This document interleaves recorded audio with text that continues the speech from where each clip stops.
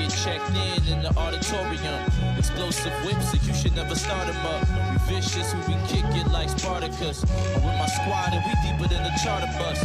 Ballin' hard, so the major's about to call us up. We knock it out the park every at-bat. And the name of the team is the Nola Sacks Kicks Ave. The championship is up for grabs, so we climbing vertically just to hit it. And the others won't matter when we get it. And me and Albert take the profit and split it. And then we split like bananas with the ice cream. Then we reconvene, cause we are a nice team. Overtaking our defenses is a pipe dream. Out of your mind you might be. As a young black kid, I was into the X Games. Wanted to take it further, looking out for the next thing. But being where I'm from, people thought I was too cray. Until I heard this new artist they called Luke Bay. He changed my whole view about the things that I love. I ignored all the haters, dog, it was what it was. I started rocking my gear, got my fits all cool. And by the way, I even learned how to kickflip too. I took them lessons that I learned back then, converted all of them into confidence. And now we on go, ain't no stopping this. And it gave me the energy to push and kick. And so we kick, push, kick, push, kick, push, kick, push, coast. So grateful, dog. I learned that being myself is amazing, dog. And so we kick, push, kick, push, kick, push, kick, push, coast.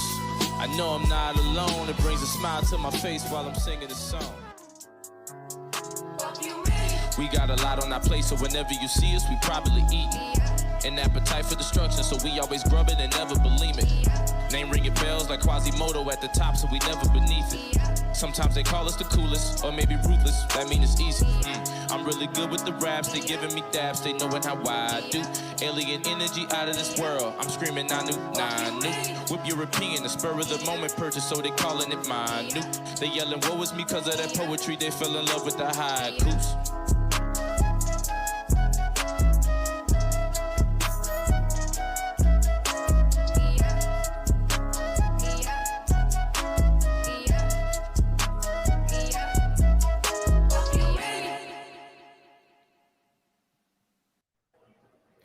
What's going on, family? It's your boy Kenny. We're back. Another edition of Conversations with Kenny.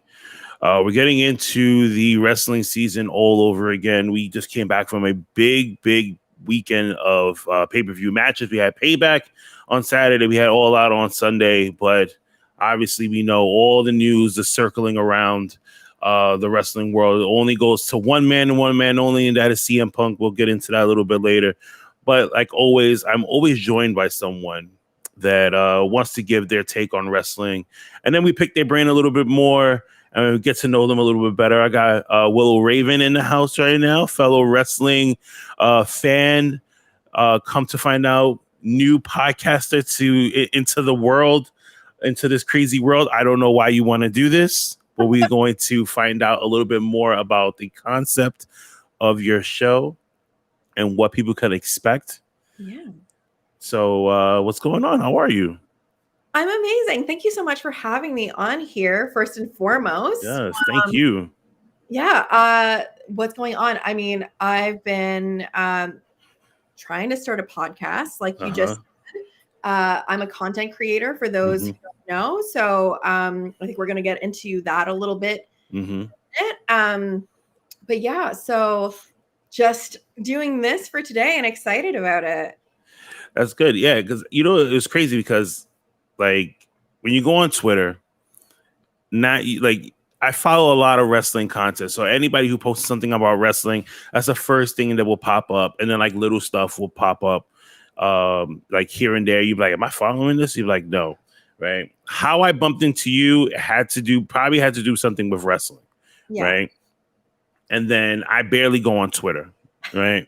So I go on Twitter maybe maybe 2 or 3 times out the day, right? And then at this point, I think when I started to see your posts, right, it was all wrestling, and it just so happened because I work nights. It happens to be one day I said, let me just go on Twitter just to post something, and then I seen something else which we'll talk about. Your your work and stuff like that. We'll talk about that a little bit later. And that's when I was like, wait a minute, is this her? I was like, nah, it can't be. I was like, this has to be. Maybe she's retweeting somebody's thing or whatever, right? And then I look, I'm like, oh, okay, Cool. And then I was very intrigued because then I think there was a couple of times you would have those like anonymous questions, right? And you'd be like, oh, and I always say, like, I think the first time I ever sent one to you, and I was just like, I seen a post of yours, and I see you in a whole new light. Because all I thought about with you was wrestling. And then I was just like, oh, see, there's always another side to everyone when it comes to this crazy world that we are in. But like I said, we'll get into that a little bit later. What did you think of All Out? Because I know you don't really watch WWE as much. Yeah. Right? Yeah. So I used to. You know, obviously before AEW, right. WWE was, you know, the king. It was the main avenue for mainstream wrestling, especially in North America. And so I was watching for quite a while since I was a kid, you know, on and off, and kind of got really back into it in 2015 and then just kind of stopped in 2019. And then AEW came out, and that kind of, I only have so much time to watch so much wrestling. You know what I mean? Yeah. And so that's kind of what I've decided to start following. I still try to catch as much WWE, like the bigger pay-per-views, like by far the best pay-per-view still, I think, is the Rumble. Right. My like goal in life is to get to a Rumble someday. I really want to go to one of them live. Like same. Right. Like I just think it would be so much fun. Like I love a countdown. I love the surprises. I love like fun little spots. There's so much fun to be had with the Rumbles. And so, you know, I always have like a little bit of a soft spot for WWE. I'm my girl Nikki Bella today. Okay. But yeah, over the last few years, definitely have kind of moved over a little bit more to the AEW side of things. So right. Yeah. What does it have to take for WWE to bring you back full time? Ooh, that's a good question. I mean, like, it's not necessarily that they've done anything that I haven't enjoyed. I think it's just the fact that there's so much on WWE. Like 3 hours of Raw. Is SmackDown still 2 hours right now? Yeah, it is. Like, you know, NXT and everything. And then like there's so many PLEs, I guess, that they're yeah, because some people will take that serious. So they're like, it's a PLE now. Like So there's just so much content, and I don't have cable. And so the thing is, like, I can only catch so much. So I usually have people who watch AEW, and so I watch it with them. Right. And they don't necessarily watch WWE, so I don't have anyone to watch it with. So it's more of a time thing. It's not necessarily you know, anything that they've been doing or not doing or anything. There's some amazing wrestlers on there. Like, you know, I was able to go to the Elimination Chamber this year, which was bonkers amazing. I was 4th row. Like, it was actually insane. I had nosebleeds. Posted a photo on Twitter of where I was, and someone found me who like followed me on Twitter. And they were like, "Hey, I have an extra ticket in the 4th row if you want to come with me." So yes. You know, and we'll get into your fans too, because they are very loyal. Yes, like, they are. Which is great. For sure. So you know, I try to catch up as much as I can. There's definitely some incredible wrestlers and storylines and things. I do kind of want to get back into it a little bit more, just because there's definitely some storylines that I want to keep up with a little bit. And some wrestlers that I really enjoy seeing on the WWE side of things. So yeah. I know you're into, like, you're big with like independence circuit and stuff like that. Is there anyone in particular that people should be like looking out for, that, like, you know, because you get a lot of people who only watch WWE or they just watch AEW because they want to like go for an alternative, right? But there's so much talent in the indie world. I always, you know, I talk to a lot of indie people that are here, you know, they come on the show and stuff like that and try to get their names out there a little bit more. But is there anyone like that you're following right now that just, like, you say to yourself, like, this guy or this girl needs to be signed somewhere, like, today?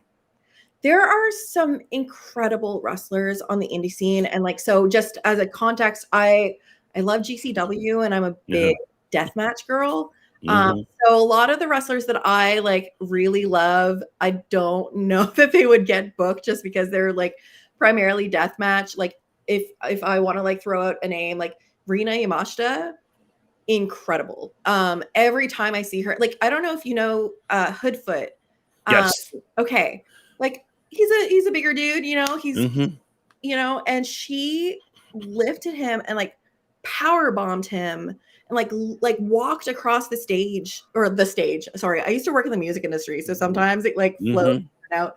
But like walked across the ring with him, and I was just like, "Are you serious?" Like as soon as I saw that, I was just like, "This person is incredible. Like she's amazing in the ring." I love Sawyer Wreck. Effie is incredible. Yes. I just think he is just like not even just talking about like how incredible he is in the ring, but his ability to engage with an audience and like connect as a character.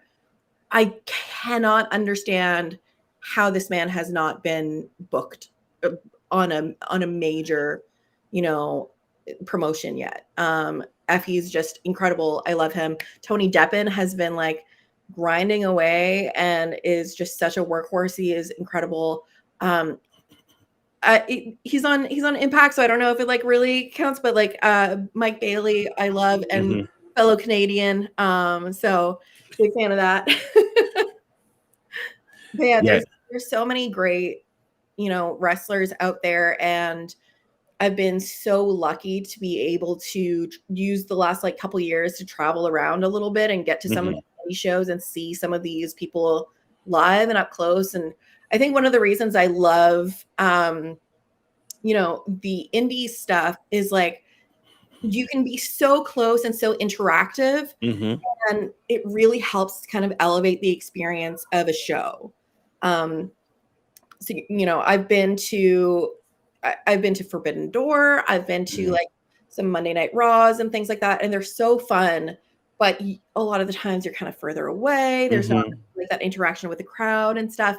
And I'm such a big fan of like characters and you know the theatrics and the drama and everything. Not the backstage drama, but you know, in the ring. And like what goes on in the ring. Yeah.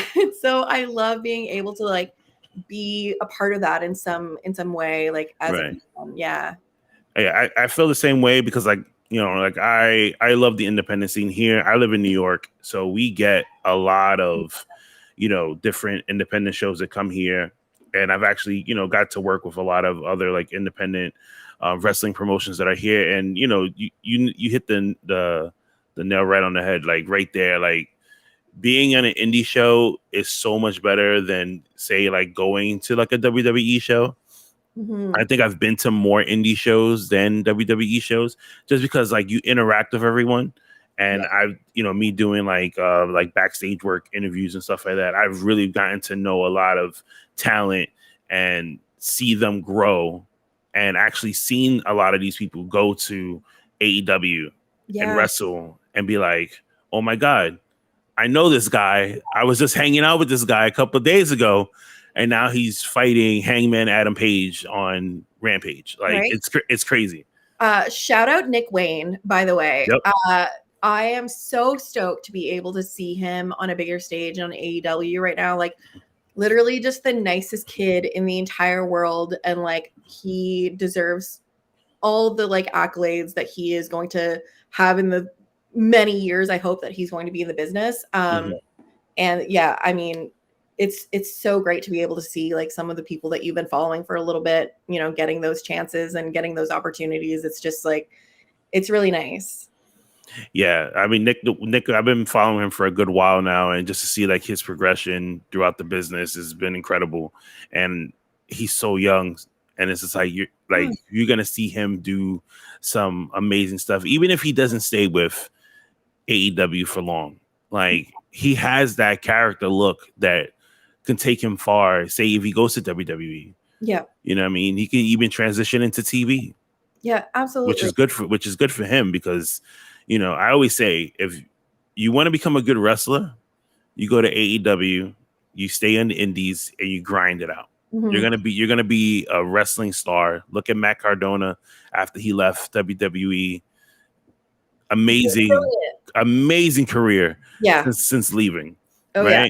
And then you have other people that I always say, like, hey, if wrestling is not your thing and you're kind of just using this to like push yourself someplace else, then go to WWE. They're gonna get you. They're gonna get you Disney. They're gonna Right. get you all those, studio films and stuff like that. Probably get you on TV show here and there. Yeah. And then you'll be good.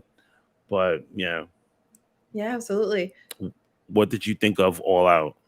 I really enjoyed it. I honestly, I had such low expectations from the fact that it was a week after All In. Like there was really not any build for it, like any of the storylines, and they were able to like work some of those in there. But I really had low expectations, so I think that's part of it. But I had such a fun time. Like all the matches I thought were really fun. Some of them, obviously, like I said, I'm a big deathmatch girl, so some of them got real bloody, and so I was very happy about that. I loved, that strap match was nuts. Like the folks that I was watching with, like, are a little bit more like fans of kind of older ROH and like PWG and stuff like that. They were like, you've never seen like Brian when he's like.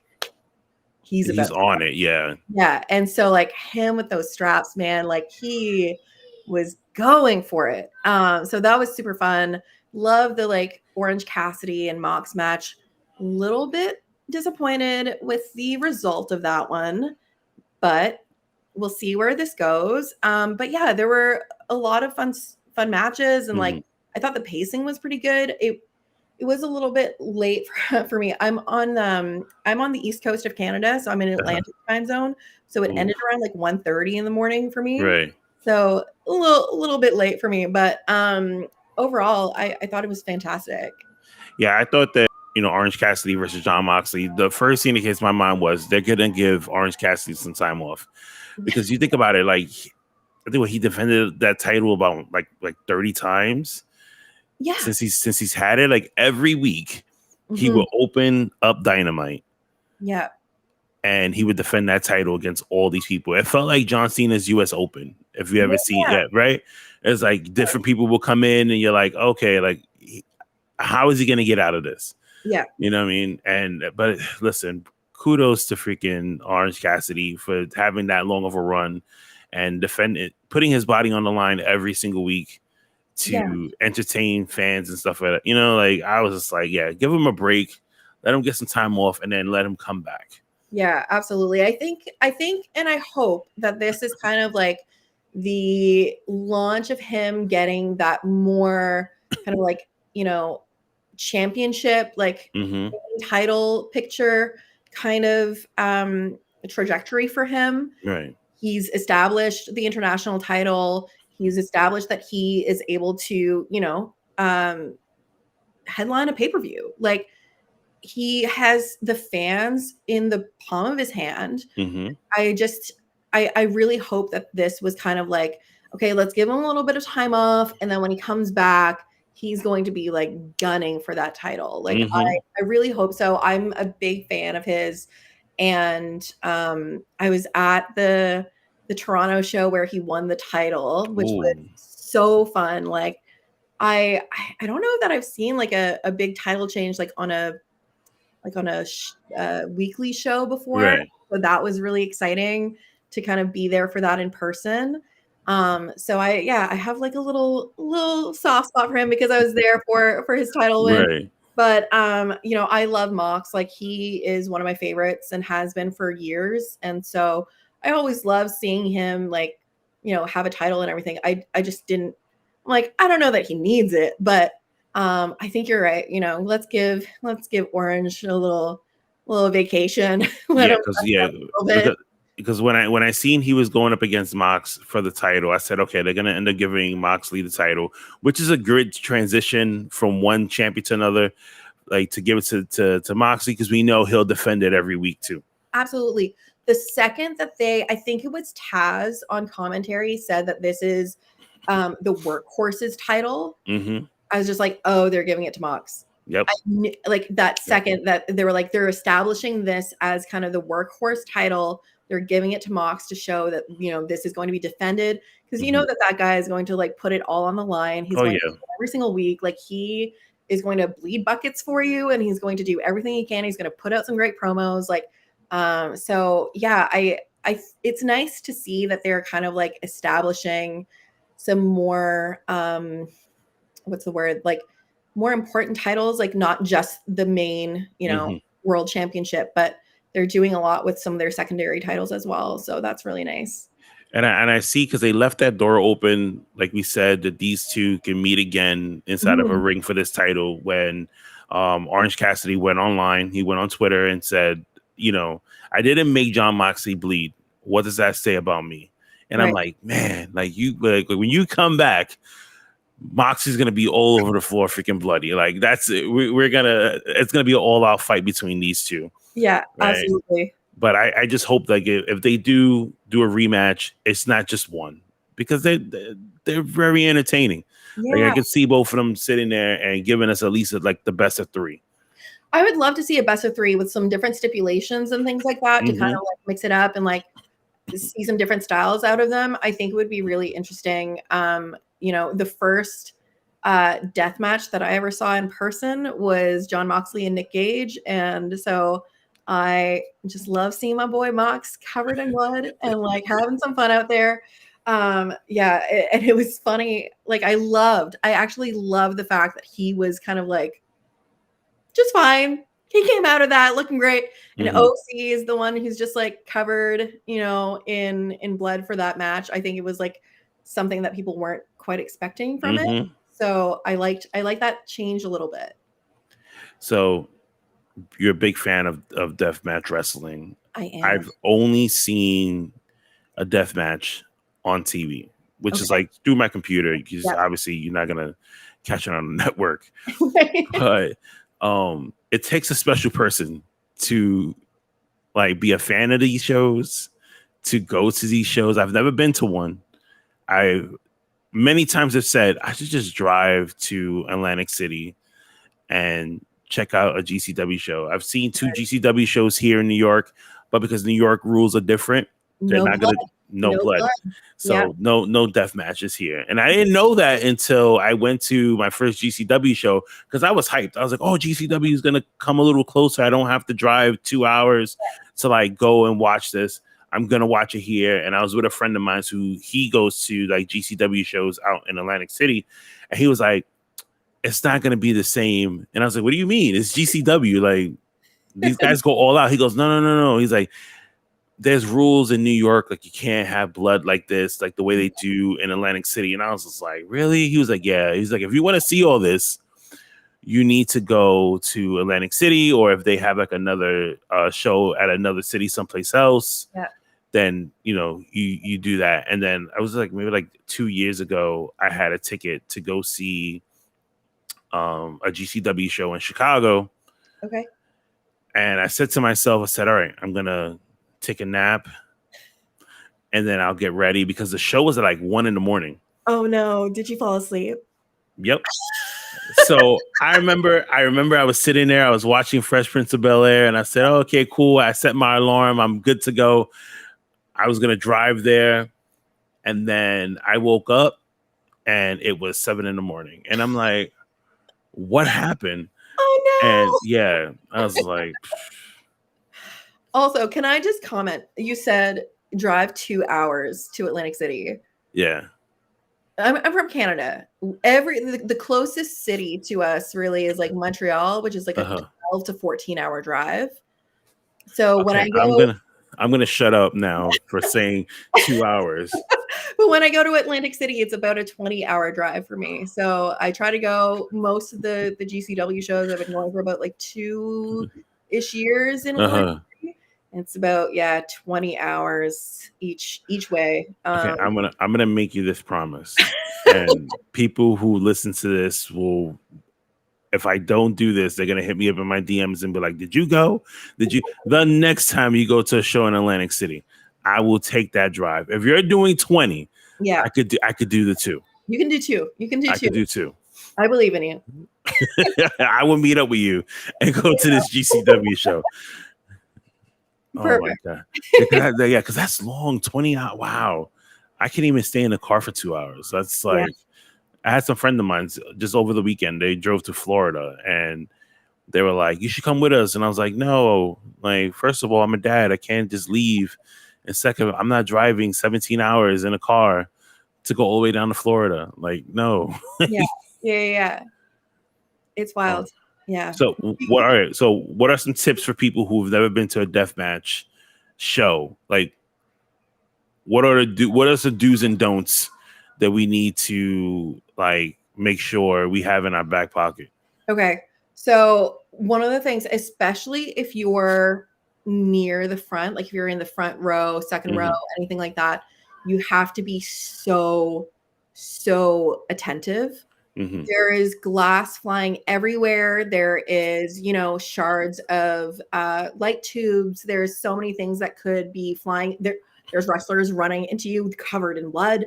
So it's so important to be attentive. Like, obviously you always want to like pay attention to a show, but it's just so integral in this, environment because you could get hurt. There's a lot of folks who, will bring bandanas or like masks or something, or safety goggles. Like you going to work in a construction site. Exactly. Like there's so much glass flying everywhere. So it's so important. I usually I kind of stay back for those shows a little bit because I'm like a bit of a baby. And I don't want to get hurt. But yeah, I mean, like the most important is just like being aware of your surroundings, and just like making sure that you're, giving the wrestlers enough space. There's so much interaction, especially GCW shows, like in, indie shows in general. There's so much, interacting with the crowd and everything like that. But and it's expected for the crowd to kind of be involved in some way, like, people rushing to the ring and like, banging on the mat and everything like that. I have done that in the past when I maybe had a couple drinks in me and I maybe started banging on the mat when there was broken glass on it. So don't do that. Don't do that. That's my I've read some of your posts when you go to these shows, and I'm just like, okay, make sure not to do that. All right. So I'm gonna stay away because I already knew with the whole glass thing. I was like, I would never do a front row show to GCW show in Atlantic City. So make sure about that, because that's what I did. Like when I went to the one here, like I was maybe like 5 rows back from the ring, and that's what my friend was just like, we could have just sat in the front, and I was just like, I didn't know, like I just, Yeah. And there are, like, I will say too, there are some promotions that do some death matches, New Fear City and like, is it New Fear City? I think they're in New York. And like ICW, No Holds Bars and everything. They do them just outside of city limits because New Jersey allows you to do death matches. Yeah. So you might not even have to go as far as Atlantic City. There are some places kind of closer by, but yeah, no, I've seen like other places like in New Jersey. There's a lot closer that have had different matches, but there's nothing like a GCW show. Like so you love it. Right. So you want to get that experience. Absolutely, for sure. I think if there's another promotion after AEW and WWE and like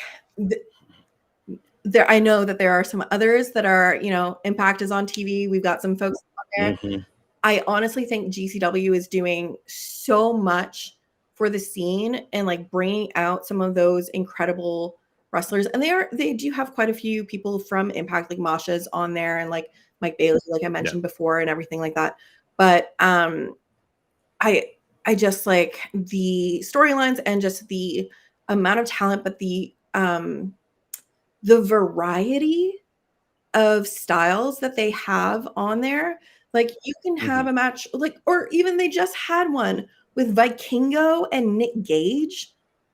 Oh, that was pretty good. I saw the highlights of that. Yeah, like it was bonkers, but it was really fun. And there's just so many styles from it. And like that's kind of how I got into deathmatch. I was like, The first one I ever watched was the David Arquette Nick Gage death match, which Oh boy, was like I still remember that. I like had to look away, and I was like, I can't believe people are doing this.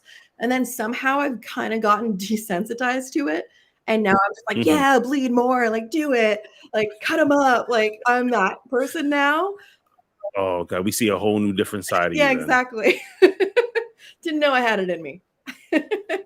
Oh my god! So at the top of the show, because we're getting into our second half of the show, you said that you're joining the podcast world. You're still looking for a name? Still working on a name.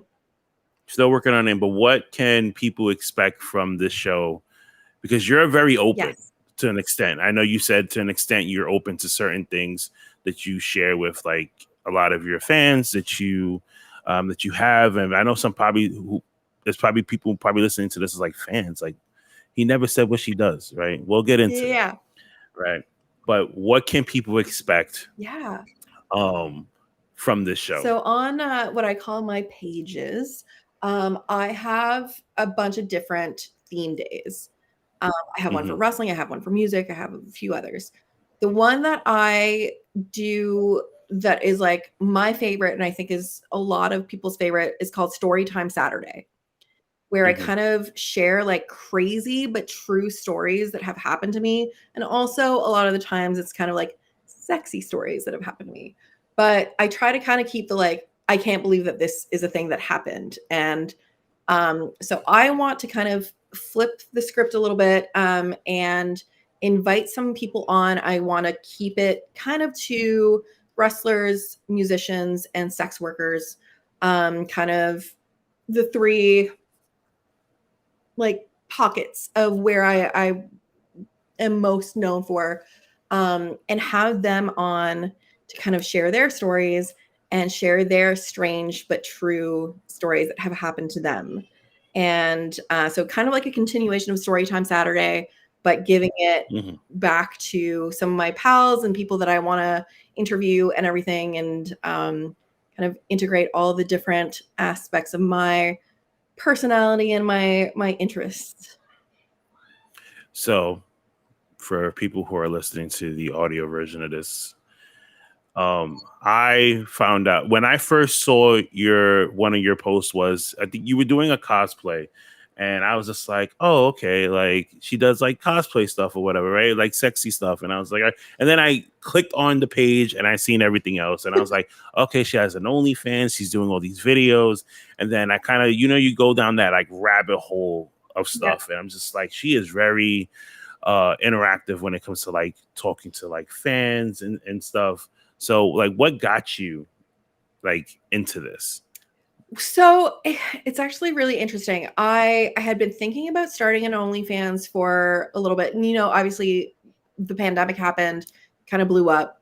And about a year later in 2021, I was on stress leave from work. I used to work in the music industry and then also in events. And I was on stress leave for like 3 months. And I was like, I need to try and figure something out. And I had a wrestler who messaged me and they were like, like, I bet you could do really well on OnlyFans. And I was like, I don't know. Like, I don't know if there'd be any interest or anything. And so one of the biggest things that I was worried about was whether or not I would be able to even make enough content. Like just, it's so much work. And so I was like, I don't know if I can like, be creative enough and all these things. And while I was on that break, I decided to just go for it, kind of bank a bunch of content, and told myself if I had 24 followers in the first in the first month that I would, give it some time. And I got 50 followers in the first 24 hours. And so I was like, okay, there's some interest there. And so that's kind of how I got into it, was a nice little nudge and push from a wrestler who will remain unnamed. But they kind of are the reason I started an OnlyFans. So this person who will remain nameless, a lot of people are thankful for you, right? But like I said, I love the fact that like you're your drive and your hustle is what I love. And that's one of the things that I was just like, I want to sit down with her and just have this conversation, because I remember I had a conversation with somebody else who came on the show, and I was like, if you look on like Twitter, Instagram, TikTok, like 90% of the girls that we see on there, if you go on their profile, they all have an OnlyFans. Right. Yeah. Right. And I always said this, I was just like, what does it take for somebody to click on an OnlyFans and say, like, I'm going to support you? Right. Because you can say, I am very, oh, yeah, I chat with everyone. Oh, yeah. If you want to talk to, and people, and a lot of them, you know, they'll say, like, if you want to talk to me, this is where I answer most of my DMs. But with you, I see you interact with people on Twitter all the time.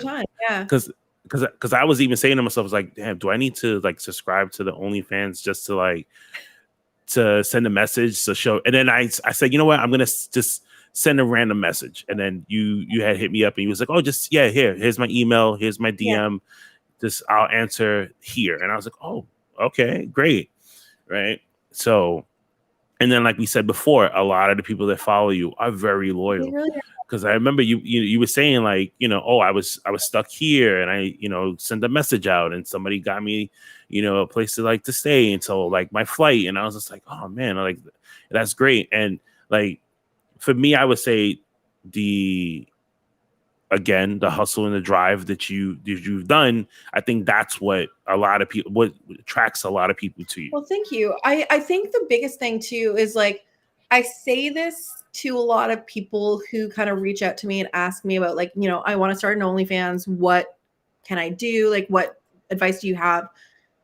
There is so much free porn on the internet, and there are so many hot people who have an OnlyFans. And the thing that I think, you know, you kind of touched on it when you were like, what is it going to give or like, what is it going to be for someone to actually go through and like subscribe? And the thing that I think actually makes the biggest difference of anything is personality. And I think that often gets overlooked because it is quite, you know, it's a physical, sexual industry. But the thing that I think, you know, helps me stand out, and like, you know, some of the folks that I'm good friends with and who also have an OnlyFans or, you know, other platforms or anything like that, is their ability to kind of connect with people. And I think people often forget about that. Like the thing that makes people want to support you is you. Like you want to be able to show some personality. You want to be able to, you know, interact with people. Like I know so many places and like creators who say, you know, I will not like answer a DM unless you send me $50 first. And that works if you're a FinDom. Absolutely. If you're like a financial dominatrix, absolutely. But if you're just like, you know, I'm just kind of like a vanilla sexy girl on the internet, like, right.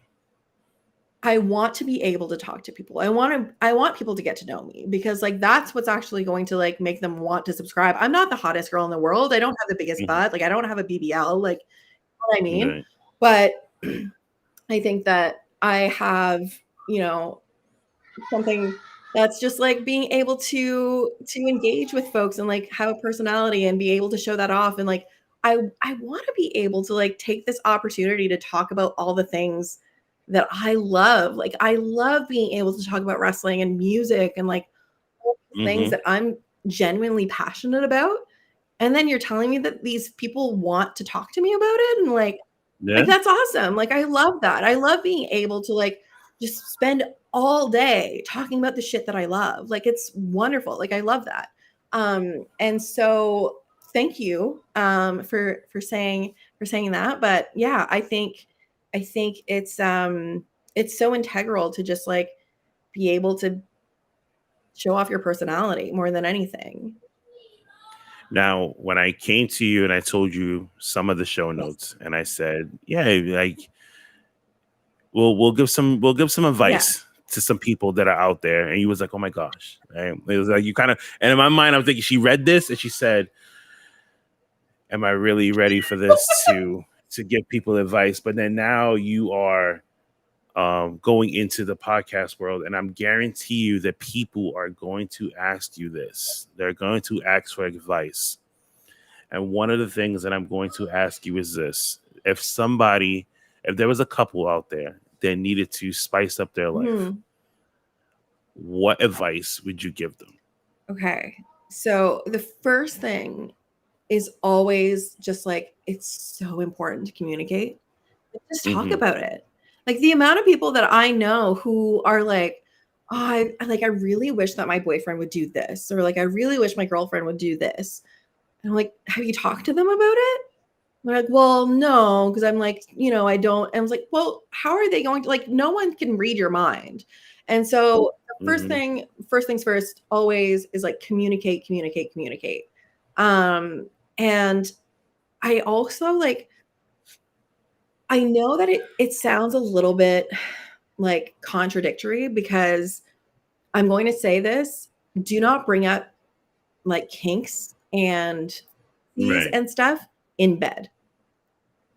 Bring it up outside of that first. Bring it up by being like, oh, I saw this funny meme and it had like this thing, and it was like, oh, it said to like spit in your mouth. Like, would that be something that you'd be into? Like, I don't know. Like, just bring it up in a way that's a little bit more casual that you can talk about it. Because I think that one of the things that people sometimes think is like, oh, I'm going to bring it up while we're having sex, or like while we're in the bedroom, while we're that's the worst thing to do. Worst time, because it's like you're in a different mindset. You're kind of like in a different groove and everything. And I find that it's just like it's the least appropriate place to bring up a new thing.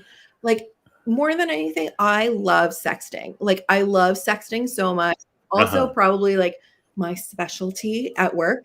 And I think that that's such an easy, fun way to introduce something new. Like, be like, hey, I would love to, like, maybe we want to have a threesome. Maybe I want to work on like introducing some new toys, or I want to, do some new stuff. Like, play it out while sexting, or like while like dirty talking, like you don't have to immediately go from like, hey, I want to try this things, to like buying a wig and buying all the toys and doing all the things, and then trying to integrate it in. Like just throw it on a person. Because depending on who you with, whether it's like, the guy trying to introduce something to like a girl, or the girl trying to introduce something to a guy. Like, I know I've listened to stories where guys are just like, I don't want to use toys like in the bedroom, because like I should be the only toy that she wants to play with. But then at the same time, like, there are benefits of using toys inside of a bedroom. You know what I mean?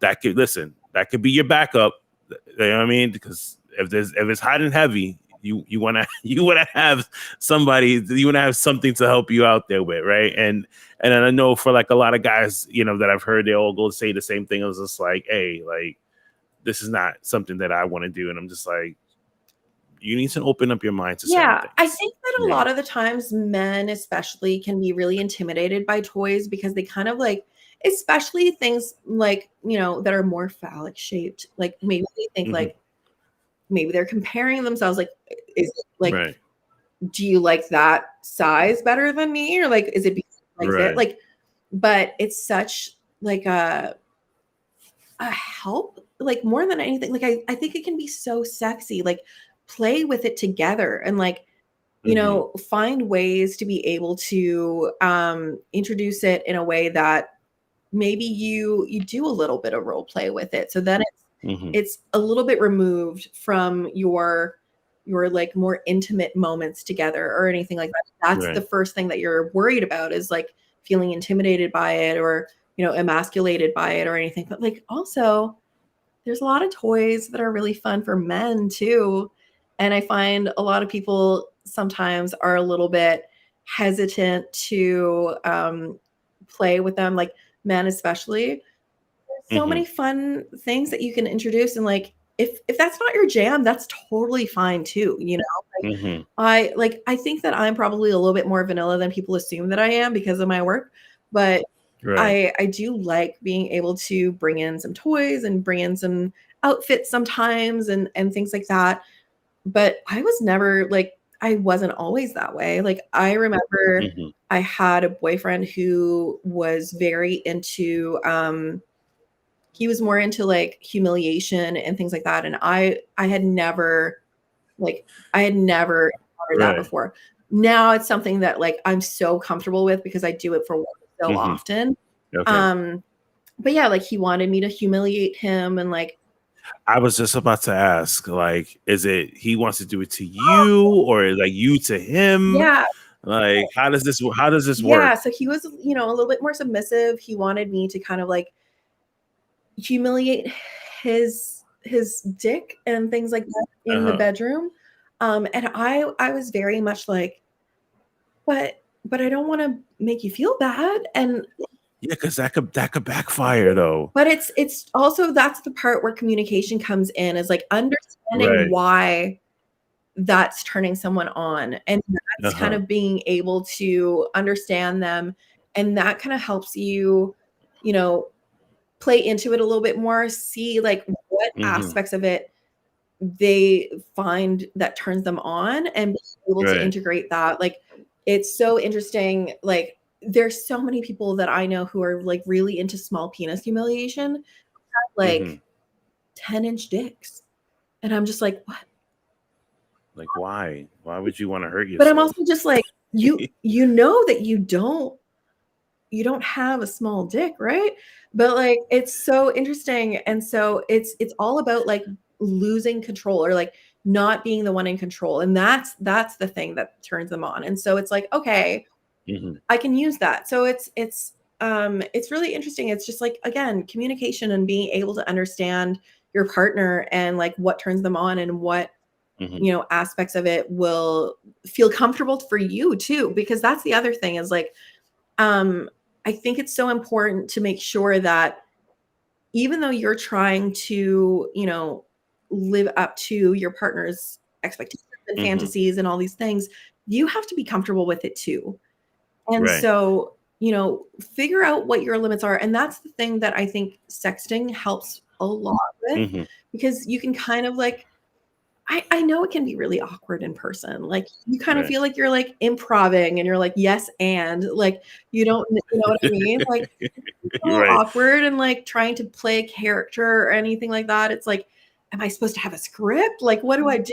Right. But, like, if you're sexting about it a little bit first, like, you get to kind of understand what keywords does your partner like to hear? Like, which ones are they hmm using? And you're like, "Oh, I should probably use that on them." Like, that kind of,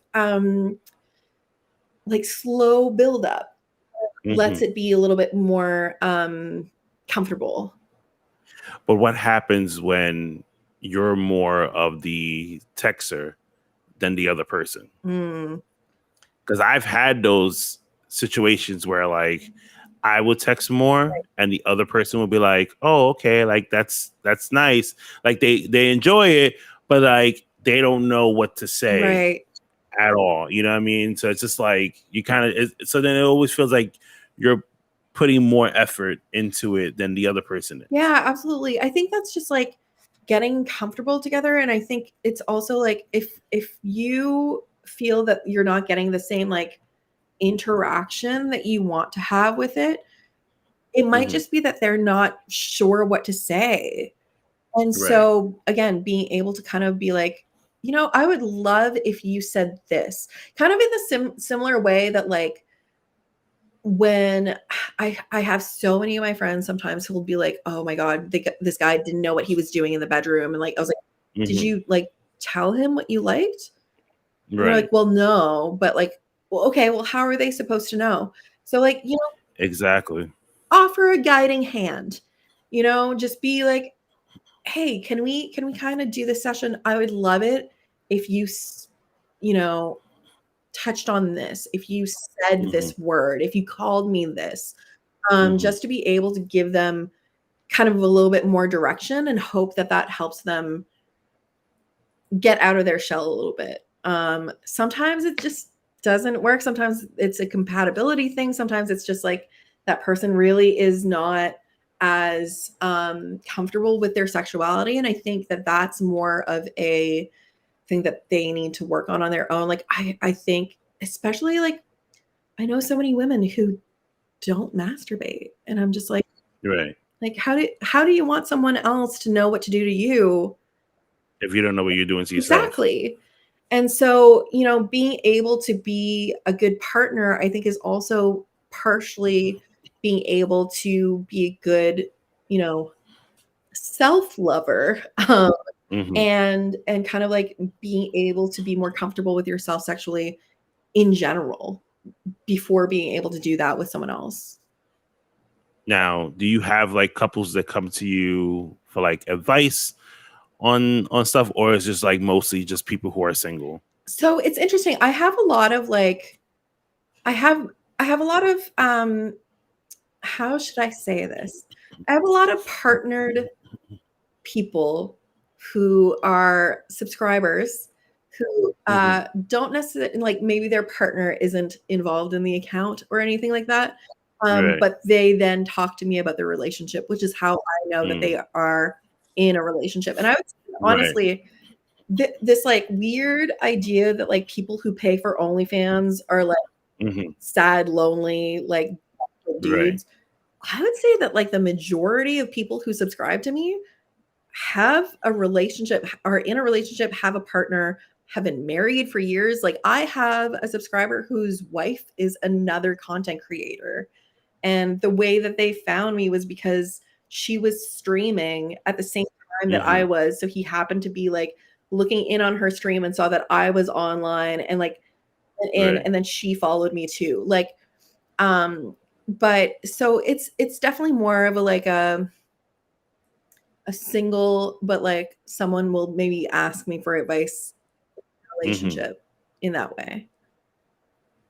Yeah, because me, I've been married for a good couple of years now, going on 12 years, right? And I always say, it was like, you know, you got to spice up the bedroom. So like, you know, I know a lot of people right now are gonna be like, oh my God, I've never heard this about Kenny before. But we like, you try different things, because listen, as the years go on, ladies and gentlemen, okay, things are gonna get boring. Right. And for me, I always say this is why people get divorced, or people go outside of their marriage or whatever and say, well, I was bored, or I wanted something a little different and I didn't know how to approach it. Just approach your partner and say like, hey, maybe we want to try this. Now, there might be some questions that might come out of this, you know, when you have these conversations.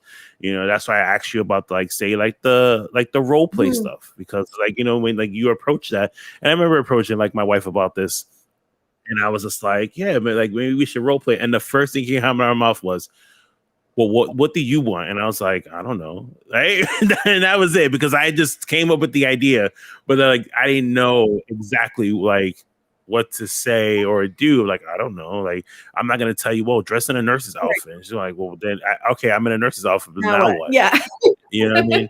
So you know, like, what do you say when it comes to like people who are trying newer things? Like, how do you approach this, like your partner, and into saying like, hey, I want to try this without feeling judged? Yeah, absolutely. I think like one of the things that I actually love doing with people is sharing our favorite porn together, watching it together. And I think that that can be so sexy together, and like being able to be like, oh, this is what you're watching, like when I'm not in the room, kind of like being able to see a little bit more of like what they're into in that way. And then being able to just like I don't know, just like I think again, it comes down to just how comfortable you feel with someone, but like the main thing I think is having trust in that person to understand you and not judge you for it. And I think that's the biggest thing too, is like if your partner is coming to you and saying, you know, I I had this kink, and maybe it's something like a little bit out of the box or something like that. You have to understand that that can be a very intimidating thing for them to admit. And even if it's like I've had people tell me like, I don't know how to say this, but I love feet, or like I love Right. like getting tied up. And it's just like, those are super common kinks. Like they're super, super Right. common.